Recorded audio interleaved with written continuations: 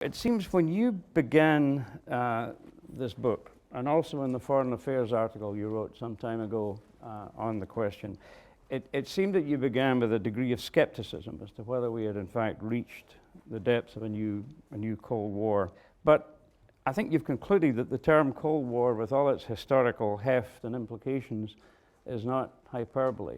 Can you just briefly, why is that so? What was the reason for this conclusion?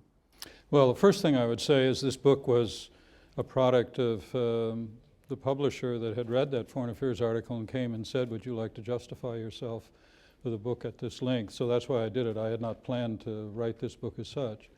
But in answering that question, because that article was written in the spring of 2014, about a month into the Ukrainian crisis, and then published in Foreign Affairs in the summer issue.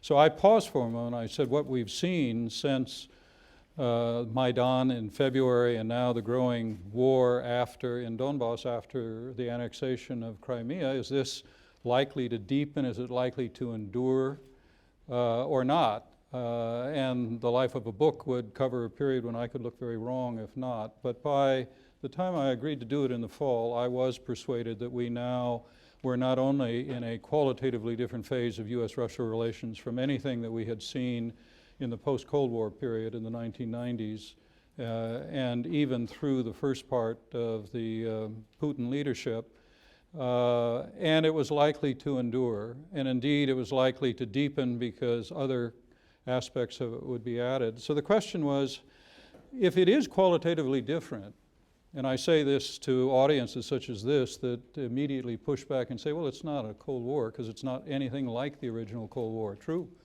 In fundamental respects, it's not. But do you disagree that it's qualitatively different from where we were in the 90s? And if so, what's your conceptual framework for capturing that, for understanding it? Because only if you have some kind of a framework for understanding what has happened can you then sit down and say, okay, what are the consequences of what have happened? And only if you begin thinking about its consequences, what the stakes both have in the circumstances, can you begin thinking about whether it's worth doing something to change things. And if it is, what that might be, how you'd go about doing it. But you have to be able to justify the label of Cold War, even if, as I started by saying, it's qualitatively different.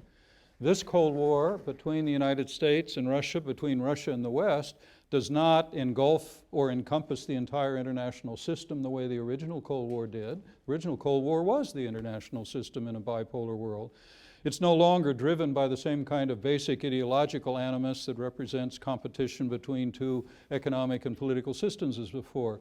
It's no longer, at least not to this point, under the shadow of nuclear Armageddon, which was fundamental to the original Cold War. But there are 5 characteristics that are very much like the original Cold War, and my justification for using that as a way of capturing what is qualitatively significant in this instance. And alas, those 5 characteristics were most prevalent in the earliest phases of the original Cold War, 1948 until Stalin's death and shortly after. I won't go through all 5 because we want to carry on with this, but to illustrate. In the first place, then and now, each side blames the other side almost 100% for what's gone wrong. There's no introspection. There's no sense of what's been the interaction over the 20 years. And it's not merely that we blame the other side 99% for what's happened. It's the reason that we blame the other side for it. It's not merely in their specific behavior. It's the reason for their behavior, and that is the nature of the system on the other side. It's Putinism in Russia, under Putin. And on their side, it's the nature of the American political system, not just the Obama administration. That was essentially the nature of the explanation 48 to 53 and beyond. Secondly, the assumption is that the problem is not merely a conflict of interest. Countries have conflicts of interest, and adversarial relations often have very serious conflicts of interest. But it's being driven by a conflict of purpose in each side. And that, too, was true, 48 to 1952. And as a result, there's very little basis to hope or assume there's common ground that we can find between the two, if what's driving it is not just conflict of interest that you could try to minimize or reconcile, but conflict of purpose.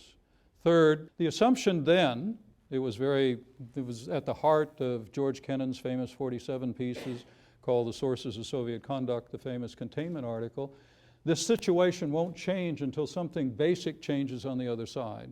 The other side either comes apart or it changes in its fundamental nature. That was the premise of the containment doctrine that Kennan outlined then. Same thing is true now, and in the Obama administration, which has a milder version of this than the Congress or the media or much of the expert community, the assumption is it's not going to change soon. Nobody expects things to change in Russia anytime soon.